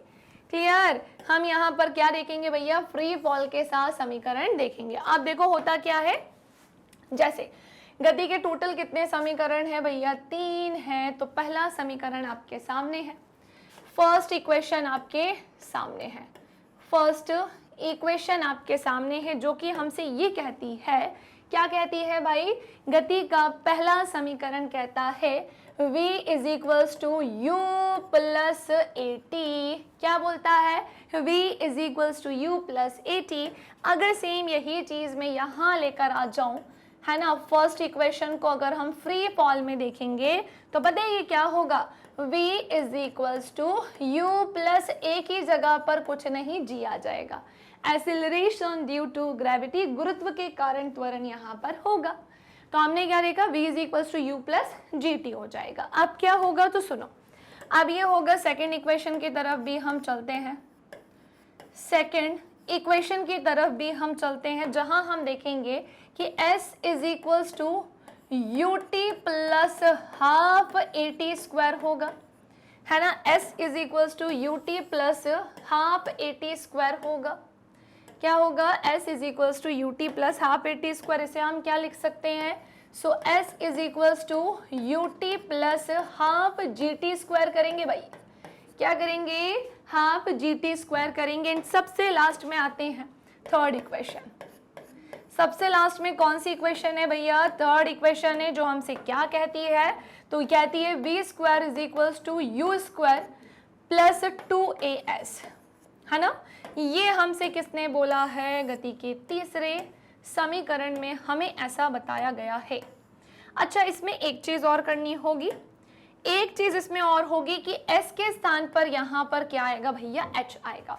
तो v square is equals to u square plus 2gh यहाँ पर आएगा। सो आई होप कि आपको तीनों समीकरण अच्छे से क्लियर हो गए हो बेटा, अच्छे से समझ में आ गए हो। देखो, आना तो चाहिए तीनों समीकरण अच्छे से समझ में, क्योंकि मैम ने सारी ही चीजें बेटा इसमें आपको बता दी है। बताई है कि नहीं बताई है, बिल्कुल भैया, मैम ने सारी ही चीजें आपको यहाँ पर लिख कर बता दी हैं कि बेटा क्या क्या हो सकता है। ओके, चलिए अब हम आते हैं फटाफट से आगे की तरफ। बस ध्यान रखना कि h कहाँ लगेगा और भैया s कहाँ लगेगा। ओके, बस s कहाँ लगेगा और h कहाँ लगेगा, सबको ध्यान रखना है। चलिए अब हम फटाफट से आगे बढ़ते हैं, इसे अच्छे से नोट डाउन कर लेना, है ना। इसे क्या करना है, अच्छे से नोट डाउन कर लेना है और अगली कहानी की तरफ डिस्कस करते हैं। तो हमने ये जान लिया, अब आते हैं हम द्रव्यमान यानी मास के बारे में जानने। किसी वस्तु में पदार्थ का परिमाण ही उसका द्रव्यमान कहलाता है। हम क्या बोल रहे हैं कि किसी वस्तु में पदार्थ का जो परिमाण होता है वही उसका द्रव्यमान कहलाता है, और किसी वस्तु का द्रव्यमान उसके जड़त्व की माप होता है। जड़त्व बोले तो बेटा इनर्शिया, जड़त्व बोले तो बेटा इनर्शिया का क्या होता है, माप होता है। जितना अधिक द्रव्यमान होगा उतना ही अधिक उसका क्या होता है, इनर्शिया यानी कि जड़त्व। अब द्रव्यमान का ऐसा ही मात्रक क्या होता है, सो भैया वो तो किलोग्राम होता है। एंड वेरी इंपॉर्टेंट कि इसका कोई क्या नहीं होती, डायरेक्शन नहीं होती। द्रव्यमान या फिर मास में किसी तरीके की कोई दिशा या फिर बाई डायरेक्शन नहीं होती है, इसलिए ये कौन सी राशि है, क्योंकि इसमें क्या नहीं होती, दिशा नहीं होती, इसलिए ये एक अदिश राशि है। दिशा नहीं होती इसलिए ये कौन सी राशि है भाई, अदिश राशि है। ओके, सो वस्तु का द्रव्यमान कैसा होता है, स्थिर रहता है तथा एक स्थान से दूसरे स्थान पर नहीं बदलता है। ये भी बिल्कुल सही कहा है। किसी वस्तु का द्रव्यमान शून्य नहीं हो सकता है, ये भी ध्यान रखिएगा। अब नेक्स्ट पॉइंट, वेट के बारे में जानते हैं। किसी वस्तु का भार वह बल है जिससे ये पृथ्वी की ओर आकर्षित होता है, और इसे हम W से प्रदर्शित करते हैं। भाई वेट है यानी कि भार है, तो ऑब्वियस सी बात है W से प्रदर्शित करेंगे ना। और किसी वस्तु का भार क्या होता है भैया, mg होता है। किसी वस्तु का भार क्या होता है, mg होता है। अब आते हैं हम भार से संबंधित कुछ बिंदुओं को डिस्कस करने, कुछ पॉइंट्स को डिस्कस करने। भार से संबंधित कुछ पॉइंट्स क्या क्या हो सकते हैं। भार एक कौन सी राशि है भैया, तो यहाँ पर हमें एक चीज ध्यान रखना होगा कि द्रव्यमान एक अदिश राशि है, लेकिन भार एक कौन सी राशि है, सदिश राशि। भार एक कौन सी राशि है भाई, सदिश राशि है। यह ऊर्ध्वाधरता नीचे की ओर कार्य करता है, और इसका ऐसा ही मात्रा कैसा होता है, न्यूटन होता है। इसका ऐसा ही मात्रा क्या होता है, न्यूटन होता है। किसी व्यक्ति का, किसी वस्तु का भार हम न्यूटन में देख सकते हैं। अब 1 किलोग्राम द्रव्यमान का भार जो है भैया वो 9.8 न्यूटन होता है। क्या बोला मैंने आपसे कि 1 किलोग्राम द्रव्यमान का भार 9.8 न्यूटन होता है, अर्थात 1 किलोग्राम का भार जो होगा वो 9.8 न्यूटन के बराबर होगा। वस्तु का भार नियत नहीं होता है, कांस्टेंट नहीं होता है, ये एक स्थान से दूसरे स्थान पर परिवर्तित होता है। वस्तु का जो भार है वो नियत यानी कि कांस्टेंट नहीं होता है, बल्कि ये एक स्थान से दूसरे स्थान पर चेंज होता रहता है। मास के साथ ऐसा नहीं था, द्रव्यमान के साथ ऐसा नहीं था, लेकिन भार के साथ ऐसा होगा कि एक स्थान से दूसरे स्थान पर जो वस्तु का भार है वो चेंज होगा, है ना। तो वस्तु का भार नियत नहीं होता है, ये तो चेंज होता रहता है। अंतरिक्ष में गुरुत्वीय त्वरण का मान कैसा होता है? शून्य होता है, अतः वस्तु का भार भी कैसा होगा? शून्य होगा। वेट भी कैसा होगा भैया? 0 होगा। और पृथ्वी के केंद्र पर वस्तु का भार शून्य होता है, क्योंकि केंद्र पर गुरुत्वीय त्वरण भी कैसा होता है? शून्य। आते हैं अब किसी वस्तु का चंद्रमा पर भार क्या हो सकता है, इसके ऊपर टिप्पणी करने। माना कि वस्तु का द्रव्यमान कितना है भैया? m है, और चंद्रमा पर इसका भार कितना है? कैपिटल M है, तथा इसकी त्रिज्या r है। तो गुरुत्वाकर्षण के सार्वत्रिक नियम के अनुसार चंद्रमा पर वस्तु का भार क्या होगा? समझ रहे हो? हमसे यहाँ पूछा जा रहा है वेट के बारे में कि weight of an object on moon. तो क्या बोलते हो, क्या होना चाहिए? क्या बोलते हैं भाई, क्या होना चाहिए? चलिए समझते हैं इसके बारे में, है ना। हम यहाँ पर चंद्रमा पर भार डिस्कस कर लेते हैं कि चंद्रमा पर भार क्या क्या हो सकता है। चलिए भाई, तो फिर हमने क्या देखा था, किसी वस्तु का चंद्रमा पर भार क्या हो सकता है। सो माना किसी वस्तु का जो द्रव्यमान है वो क्या है भाई? स्मॉल m है। हमने अभी थोड़ी देर पहले ही डिस्कस किया था कि इसे हम स्मॉल m ही क्यों ले रहे हैं। चंद्रमा पर इसका जो भार है भाई वो क्या है? कैपिटल M है, तथा इसकी त्रिज्या जो है वो कैपिटल R होगी। गुरुत्वाकर्षण के सार्वत्रिक नियम के अनुसार चंद्रमा पर वस्तु का भार क्या होगा? सो मेरी बात ध्यान से सुनिएगा। अगर मैं आपसे बोलूं कि ये जो हमारा स्मॉल g होता है वो बराबर होता है किसके? कैपिटल G, फिर ये कैपिटल M अपॉन में क्या होता है भाई? R का स्क्वायर होता है। यही था ना इसका फॉर्मूला जो अभी हमने थोड़ी देर पहले डिस्कस किया था। अब क्या होता है, यहाँ पर ये जो G है, ये यहाँ से हम वस्तु का भार बता सकते हैं, जो कि कुछ इस प्रकार से होता है। अब आपको पता है अगर हम ये बोलेंगे कि किसी वस्तु का चंद्रमा पर भार क्या होगा, तो ध्यान से सुनिएगा। अगर हमें चंद्रमा का भार निकालना है, किसका भार निकालना है? चंद्रमा का भार निकालना है। तो मेरी बात ध्यान से सुनिएगा कि ये पृथ्वी के भार का क्या होता है? 6 गुना होता है। क्या बोला मैंने आपसे कि ये पृथ्वी के भार का क्या होता है भाई? 6 गुना होता है ना। मान लीजिए कि किसी व्यक्ति का पृथ्वी पर भार कितना है? जस्ट फॉर एग्जाम्पल मान लेते हैं कि किसी व्यक्ति का पृथ्वी पर भार बेटा 60 किलो है, तो चंद्रमा पर उसका भार पता है कितना होगा? 10 किलो होगा। क्या ये बात समझ में आई? चंद्रमा पर उस व्यक्ति का भार कितना होगा? 10 किलो होगा। सो दैट्स इट। मैम ने आपको ये पूरी कहानी बता दी है कि चंद्रमा पर किसी व्यक्ति का जो भार होता है वो पृथ्वी के भार का 6 गुना होता है। चलिए अब आते हैं हम अगली कहानी की तरफ कि मैम ये प्रणोद तथा दाब क्या होता है, थ्रस्ट एंड प्रेशर क्या होता है।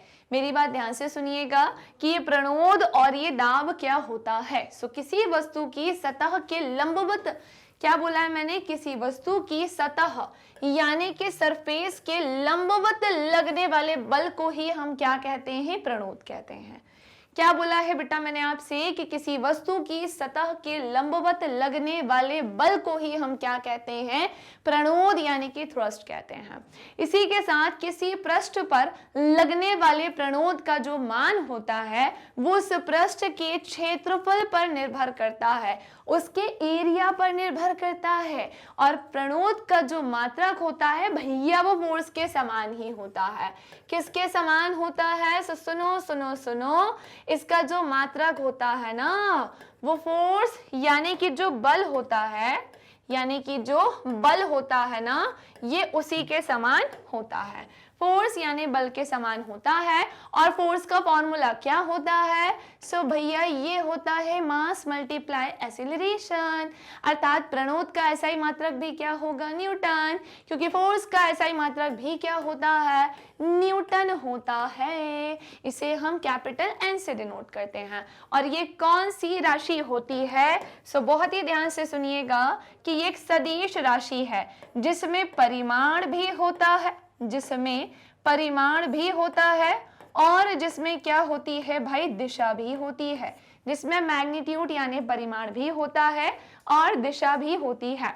प्रति एकांक क्षेत्रफल पर लगने वाले प्रणोद को ही हम क्या कहते हैं?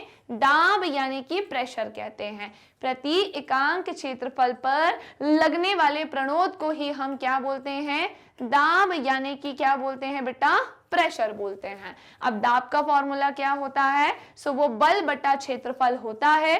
फोर्स को अगर हम क्षेत्रफल से डिवाइड कर देंगे, जो बल है उसको हम क्षेत्रफल एरिया से डिवाइड कर देंगे, तो हम वहां से क्या निकाल सकते हैं? दाब। और यहाँ पर जो बल काम कर रहा है वो प्रणोद का काम कर रहा है। सो प्रणोद बटा क्षेत्रफल ही क्या होता है? दाब यानी प्रेशर होता है। क्या मैम यहाँ से क्वेश्चन बनते हैं? हर एक लाइन से बनता है बेटा, हर एक लाइन से। ये एमसीक्यूज में भी पूछा जा सकता है, अब चाहे अति लघुत्तरी में पूछे, लघुत्तरी किसी में भी पूछा जा सकता है। ओके चलिए, अब हम आते हैं आगे की तरफ और हम इसके बारे में और जानते हैं कि भाई दाब का एसआई मात्रक क्या होता है। सो मेरी बात ध्यान से सुनिएगा। मैंने आपसे क्या बोला? यहाँ है प्रणोद। प्रणोद बोले तो बेटा फोर्स, और फोर्स का एसआई मात्रक क्या होता है? न्यूटन। क्षेत्रफल बोले तो भैया एरिया, और अगर एरिया की बात आएगी इसका मतलब ये क्या हो जाएगा? मीटर स्क्वायर होगा। इसका मतलब हमने क्या देखा कि दाब का जो एसआई मात्रक होगा भाई वो न्यूटन मीटर स्क्वायर होगा। ये -2 है, इसे हम ऐसे भी लिख सकते हैं, इसे हम ऐसे भी लिख सकते हैं, और बेटा हम इसे ऐसे भी लिख सकते हैं। कोई कंफ्यूजन, कोई समस्या? तो हमने क्या जाना कि दाब का एसआई मात्रक न्यूटन मीटर स्क्वायर होता है। वैज्ञानिक ब्लेस पास्कल नाम के एक साइंटिस्ट थे। क्या नाम था उनका? Blaise Pascal. इन्होंने ब्लेस पास्कल के सम्मान में दाब के एसआई मात्रक को पास्कल कहते हैं, क्योंकि उन्हीं के नाम पर इसकी यूनिट को डिसाइड किया गया है। सो ब्लेस पास्कल को सम्मान देने के लिए ही दाब का जो एसआई मात्रक है उसको हम क्या बोलते हैं भैया? पास्कल कहते हैं। क्या कहते हैं? पास्कल। ये कौन सी राशि होती है? अदिश राशि होती है, क्योंकि इसमें दिशा की आवश्यकता नहीं होती है। क्या नहीं होती है? दिशा की आवश्यकता नहीं होती है। और इस 1 पास्कल बराबर होता है 1 न्यूटन मीटर स्क्वायर के। क्या बोला मैंने आपसे कि 1 पास्कल किसके बराबर होता है? 1 न्यूटन मीटर स्क्वायर के बराबर होता है। अब दाब के सूत्र द्वारा यह स्पष्ट होता है कि क्षेत्रफल के अनुसार समान बल भिन्न भिन्न दाब उत्पन्न कर सकता है। एक ही बल कम क्षेत्रफल लगने वाले, एक ही जो बल होता है ये कम क्षेत्रफल पर लगने पर अधिक दाब उत्पन्न करता है, और अधिक क्षेत्रफल लगने पर ये कम दाब यानी प्रेशर जो है वो उत्पन्न करता है। तो मैंने आपसे क्या बोला कि एक ही बल जो है वो कम क्षेत्रफल लगने पर अधिक प्रेशर या दाब उत्पन्न करता है। अगर हमने क्या देखा कि भैया अगर क्षेत्रफल कैसा है? कम है। हमने क्या देखा कि अगर क्षेत्रफल कैसा है? कम। तो हमने क्या देखा कि दाब कैसा होगा? फिर दाब यानी कि भाई प्रेशर कैसा होगा? फिर तो हमें पता चला कि प्रेशर कैसा लगेगा? ज्यादा। हमने क्या देखा कि अगर क्षेत्रफल कैसा है तो क्षेत्रफल कैसा है? कम, तो प्रेशर कैसा लगेगा? ज्यादा, है ना। और वही हमने देखा कि अगर क्षेत्रफल, रुको अभी बताते हैं, इसको हम लिख दें, क्षेत्रफल यहाँ पर लिख देते हैं, दाब यहाँ पर लिख देते हैं। अब सुनो, हमने क्या देखा कि अगर क्षेत्रफल ज्यादा है तो फिर दाब कैसा लगेगा? कम। ये उल्टा चलता है। तो एक ही बल कम क्षेत्रफल लगने पर अधिक दाब उत्पन्न करेगा, और अधिक क्षेत्रफल पर लगने पर कम दाब उत्पन्न करेगा। इस बात का ध्यान रखिएगा। ओके चलिए, स्क्रीनशॉट ले लिया होगा। आगे आते हैं। अब हम जानेंगे बेटा दाब के दैनिक जीवन में क्या अनुप्रयोग होते हैं। बात कुछ ऐसी आती है कि मैम इस चैप्टर से भी हम जो चीजें पढ़ रहे हैं क्या वो क्लास 10th में भी आएगी? जी हाँ, बिल्कुल आएगी। हूबहू या सेम नहीं आएगी, लेकिन इससे रिलेटेड चीजें आपको मिलेंगी। अब इससे रिलेटेड चीजें आपको अगर मिलेंगी तो जब इसके बारे में नहीं पता होगा तो उसके बारे में कैसे पता चलेगा?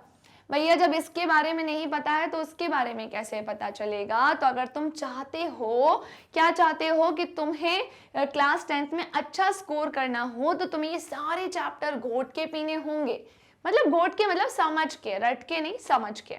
अब सुनो, बैग तथा सूटकेस के जो हत्थे होते हैं वो चौड़े बनाए जाते हैं। हम जो बैग लेकर जाते हैं, ट्रैवलिंग करते हैं, और जो सूटकेस होता है उसके जो हत्थे होते हैं जहां पर हाथ रखते हैं और हम खींचते हैं उस बैग को, तो वो चौड़े बनाए जाते हैं जिससे हाथों पर दाब कैसा लगेगा? कम। देखो ऑब्वियस सी बात है, अगर ये हत्था चौड़ा नहीं होगा, छोटू सा होगा, उसको खींचने में प्रेशर ज्यादा लगेगा ना। तो अगर हम चाहते हैं कि प्रेशर ज्यादा ना लगे, कम लगे, तो इसलिए उसका हत्था कैसा होता है? चौड़ा, ताकि उसे आसानी से खींचा जा सके। सेकंड पॉइंट, भवनों की जो नींव होती है वो भी चौड़ी बनाई जाती है, जिस कारण धरातल पर दाब कैसा लगता है? दाब कैसा लगता है भाई? कम लगता है। रेल की पटरियां सीमेंट या लोहे के जो तख्ते होते हैं, रेल की पटरियां सीमेंट या लोहे के तख्तों पर बनाई जाती है, जिसके द्वारा रेलगाड़ी द्वारा प्रदत्त दाब बड़े क्षेत्र में फैल जाता है और जो दाब होता है वो घट जाता है।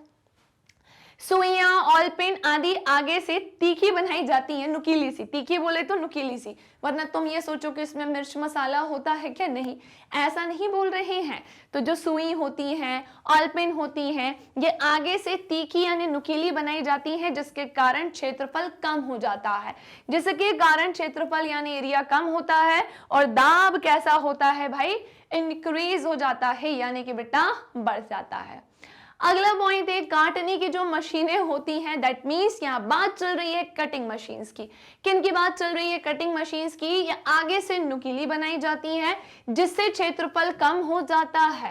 क्षेत्रफल कैसा होता है? कम, और दाब जिसके कारण दाब कम लगने पर भी अधिक लगता है। अब लास्ट है, व्यक्ति के खड़े रहने की तुलना चलने में धरातल पर ज्यादा दाब लगता है। हम खड़े हैं ना, तो इतना दाब नहीं लग रहा होगा जितना चलने पर। तो खड़े रहने की तुलना में चलने पर प्रेशर कैसा लगता है? धरातल को ज्यादा लगता है, क्योंकि जब व्यक्ति खड़ा होता है तो व्यक्ति के चलते समय पृथ्वी के संपर्क में क्षेत्रफल कम होता है। ओके, तो हमें यहां हमने जाना कि कहां क्षेत्रफल ज्यादा है और भाई कहां क्षेत्रफल कम है।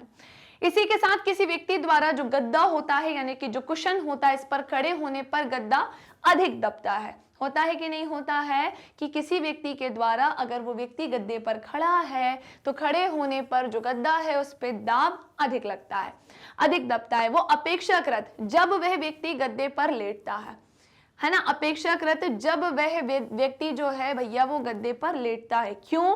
क्योंकि लेटने की अवस्था में क्षेत्रफल अधिक होता है और दाब कैसा होता है? कम। लेटने की अवस्था में क्षेत्रफल कैसा होता है? अधिक, यानी कि ज्यादा, और दाब कैसा होता है? कम होता है। ट्रैक्टर के टायर चौड़े होते हैं, जिस कारण धरातल पर कम दाब लगता है और ये दलदली भूमि में फंसते नहीं है।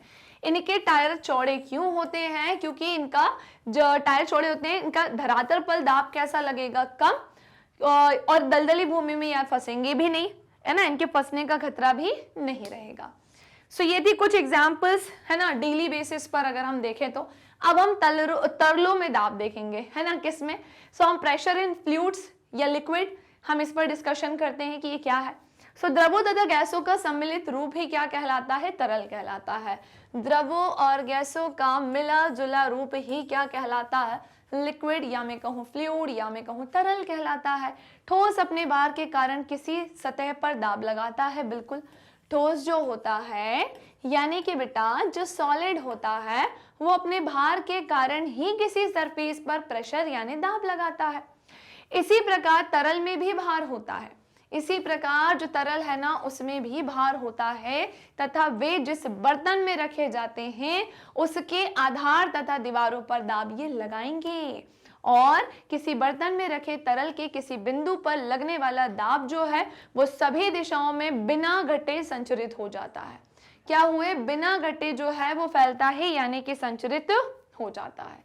क्लियर? नेक्स्ट आते हो तो प्लावकता की तरफ। अगला पॉइंट क्या है भाई? सो हमने क्या देखा कि अगला पॉइंट है उत्प्लावकता। मैम ये उत्प्लावकता क्या होती है? तो सुनो, जब किसी वस्तु को किसी द्रव में डुबोया जाता है, हमने क्या देखा कि जब भी किसी वस्तु को किसी द्रव में डुबाते हैं तो द्रव द्वारा वस्तु पर ऊपर की एक बल लगाया जाता है। जैसे कि ये ऑब्जेक्ट है, इसे अगर पानी में छोड़ेंगे तो पानी यहाँ से भी एक फोर्स देगी, बल देगी, यहाँ से भी एक फोर्स या बल लगता है। बस यही होता है उत्प्लावन बल। क्या होता है? सो यही होता है भैया उत्प्लावन बल। ये इसी को ही कहते हैं। और द्रव की इस प्रवृत्ति को, उसकी जो प्रवृत्ति है उसको हम उत्प्लावकता कहते हैं। सो किसी ऑब्जेक्ट को पानी पर डालने पर उसको पानी की तरफ से जो पुश या पुल मिलता है, जो फोर्स मिलता है ना, जिसके कारण वो पानी में आसानी से तैरने लगता है ऑब्जेक्ट, ये क्या होता है? उत्प्लावन बल लगता है। उत्प्लावन बल के कारण ही द्रव में भारी वस्तु हल्की प्रतीत होती है। क्या बोल रहे हैं? ये एक ऐसा बल होता है जिसके कारण द्रव में जो भारी वस्तु होती है वो हल्की सी प्रतीत होती है। जैसे जैसे किसी वस्तु को द्रव में डुबोया जाता है, उस पर लगने वाले उत्प्लावन बल का मान भी बढ़ने लगता है। और उत्प्लावन बल का परिमाण जो है वो तरल के घनत्व पर निर्भर करता है। किसकी डेंसिटी पर? तो वो तरल के घनत्व पर निर्भर करता है। ओके ओके ओके, चलो कुछ एग्जाम्पल से समझते हैं। अभी बहुत सारी चीजें समझनी है इसमें। देखो, होता यह है कि जल की सतह पर उपस्थित कॉर्क में टुकड़े पर, हमने क्या देखा कि जल की सतह पर उपस्थित कॉर्क में टुकड़े पर जब बल लगाया जाता है तो कॉर्क का जो टुकड़ा है वो शीघ्रता से सरफेस पर आ जाता है। जल्दी से किस पर आ जाता है? सरफेस यानी कि सतह पर आ जाता है। ये कॉर्क उत्प्लावन बल के कारण ऊपर आता है। ये कॉर्क जो है किसके कारण ऊपर आता है? सो भैया ये उत्प्लावन बल के कारण ही ऊपर आता है। जब कोई वस्तु द्रव में डुबोई जाती है तो वो हल्की प्रतीत होती है, और द्रव में वस्तु के भार में कमी को ही वस्तु का आभासी भार कहते हैं। और गहराई के साथ द्रव द्वारा दाब का मान बढ़ता है और ये सभी दिशाओं में समान रूप से इक्वली वर्क करता है। कैसे काम करता है? समान काम करता है। चलो अब हम एक एक करके कुछ पॉइंट्स पर डिस्कशन करते हैं जो इससे रिलेटेड है। थोड़ा सा नया हो गया होगा ये सब आपके लिए, शायद नया हो गया होगा, है ना। लेकिन ये वाला जो सेक्शन हम पढ़ रहे हैं ये हूबहू आपको 10th में नहीं मिलेगा, पर हाँ रिलेटेड चीजें तो मिलेंगी ना। और अभी तो हम ये सोच रहे हैं कि हमें 9th में अच्छा स्कोर करना है, तो हम उस पर्पज से इतने एफर्ट्स लगा रहे हैं, इतनी मेहनत कर रहे हैं, समझ रहे हो ना। तो सुनो, उत्प्लावकता के बारे में जान रहे थे हम, जिसमें मैं अब आपको बता रही हूँ कि उत्प्लावन बल को प्रभावित करने वाले कारक क्या होते हैं।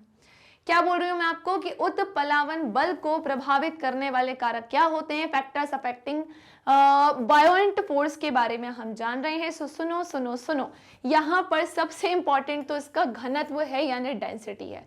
उत्प्लावन बल का जो मान है वो कई सारे फैक्टर्स या कारकों पर निर्भर करता है। जैसे जैसे जैसे एक तो है डेंसिटी ऑफ फ्लूइड, उस तरल की डेंसिटी या घनत्व।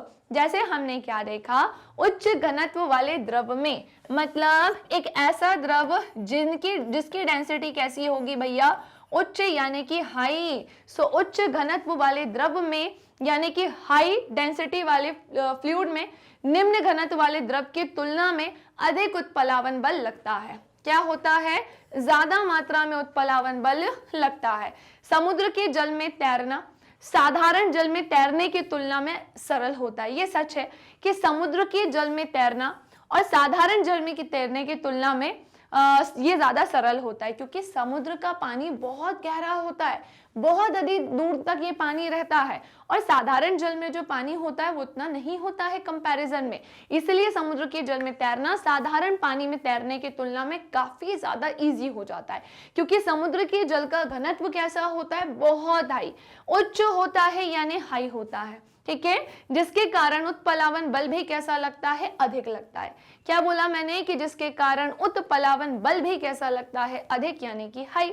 जबकि स्वच्छ जल का घनत्व कम होता है, जिस कारण उत्प्लावन बल कैसा लगता है? कम।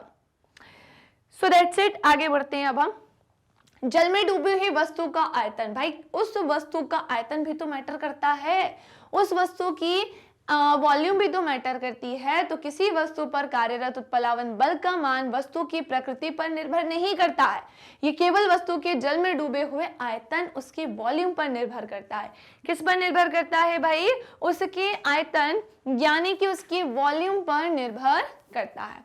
अब देखो होता क्या है कि जब भिन्न भारों तथा भिन्न पदार्थों की गेंदों के समान आयतन को जल में डुबोया जाए, हमने एक पॉइंट यहाँ पर देखा है कि जब भिन्न भारों और भिन्न पदार्थों, पदार्थ कैसे हैं? भिन्न है, जिनका भार कैसा है? भिन्न भिन्न है, इनके गेंदों के लेकिन आयतन जो है वो कैसे हैं? समान, और इसे जल में डुबोया जाता है तो गेंदों पर समान ही उत्प्लावन बल काम करेगा।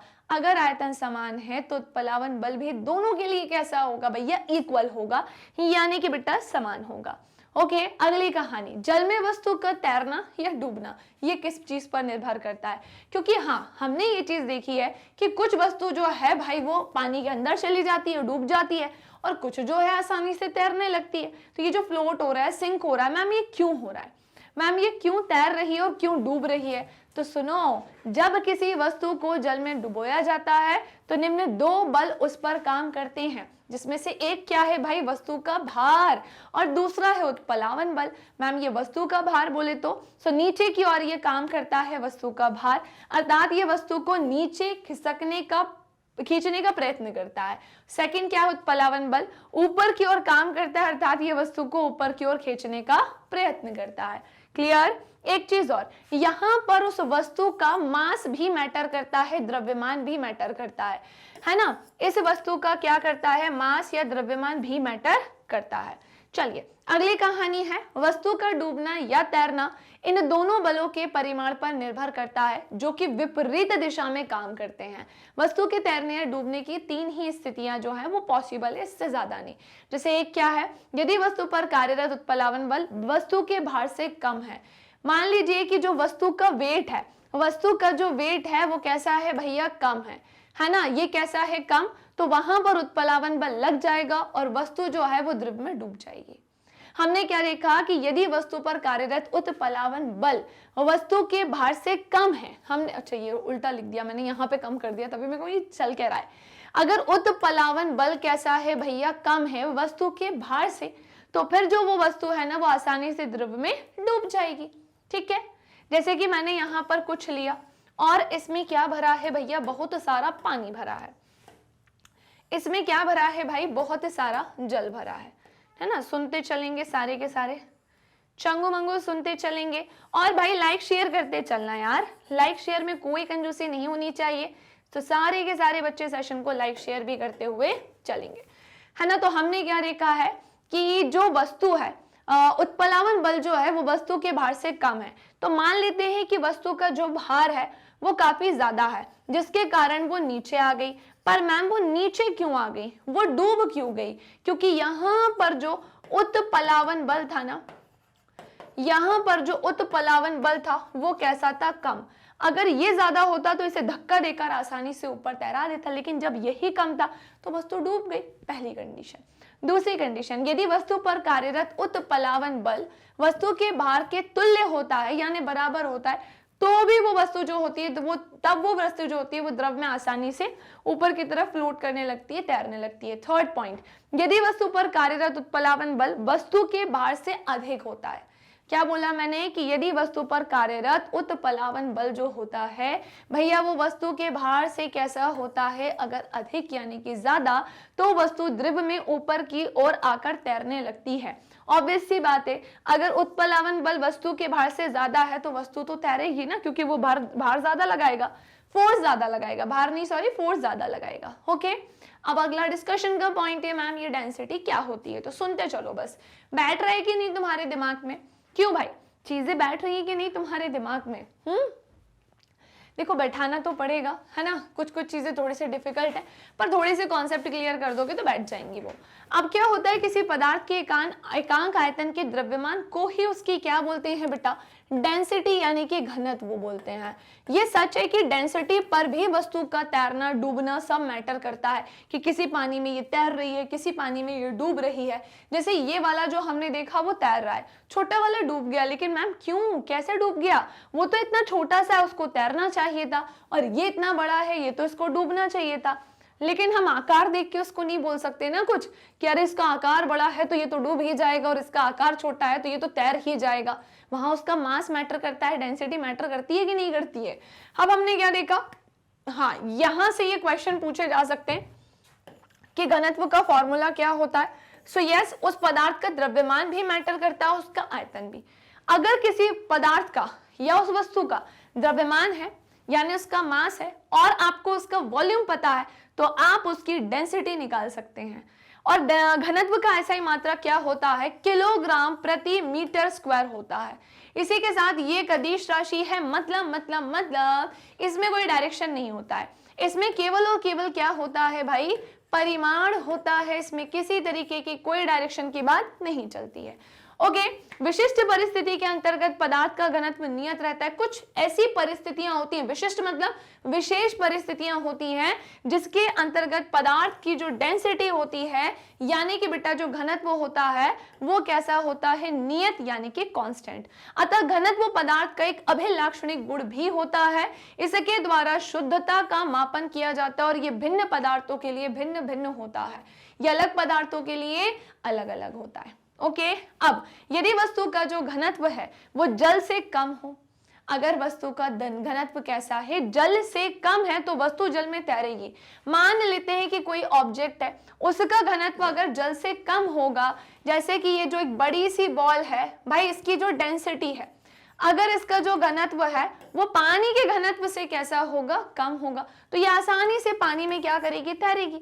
और यदि इसका जो घनत्व है ज्यादा होगा कंपैरिजन टू वाटर, पानी से, तो भाई ऑब्वियस सी बात है वो पानी में डूब जाएगी। जैसे ये है, ये देखने में छोटी है लेकिन इसकी डेंसिटी हाई है, बहुत हाई है, भारी होगी ये बहुत ज्यादा, तभी तो ये आसानी से इसमें डूब गई। ये देखने में बड़ी है लेकिन इसकी डेंसिटी कैसी है, बहुत कम है पानी से, तो इसलिए कैसी होगी, ये तैर जाएगी। समझेगी नहीं? तो हमने जान लिया है यदि वस्तु का घनत्व जल से कैसा हो, कम हो, तो फिर वो क्या होगा, पानी में तैरेगा। और अगर इसका घनत्व ज्यादा होगा तो फिर वो क्या होगा, उल्टा बोल दिया क्या, हाँ जल में तैरती है। और यदि उसका घनत्व जल से ज्यादा होता है तो ऑब्वियस सी बात है कि वो पानी में आसानी से डूब जाएगी, जैसे ये छोटा सा ऑब्जेक्ट डूबा है। ताप बढ़ने पर दाब का घनत्व भी कम होता है, तो यहाँ टेम्परेचर का भी रोल होता है।